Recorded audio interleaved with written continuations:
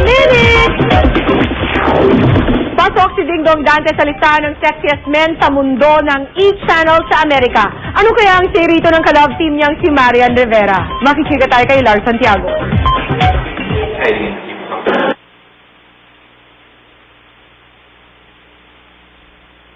Yes naman! Sexy! Asarang katakot-takot ang namagitan kina Marian Rivera at Dingdong Dantes. Makaraang malaman nila na si Dingdong ang napili ng E-Channel bilang sexiest man in the Philippines. Sabi ni Marian, pagganti raw niya ito kay Dingdong dahil inasarbin siya nito nang mag-number 1 siya sa RP Sexiest ng isang men's magazine.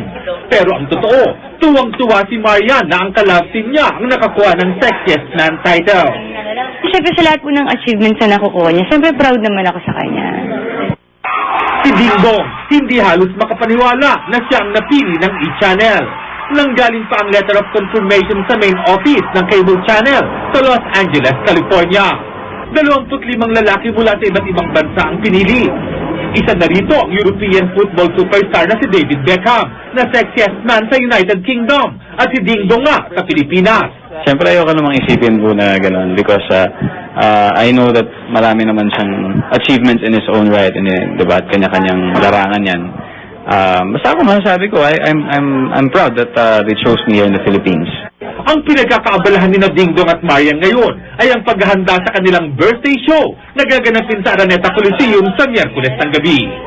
Ibang klaseng performance naman na makikita sa amin dito. Something that they don't usually see on TV because napapanood na lang kami sa narratives sa TV, di ba? Drama siya. Fantasy. Pero iba naman to. Lars Santiago, updated sa Showbiz Happening.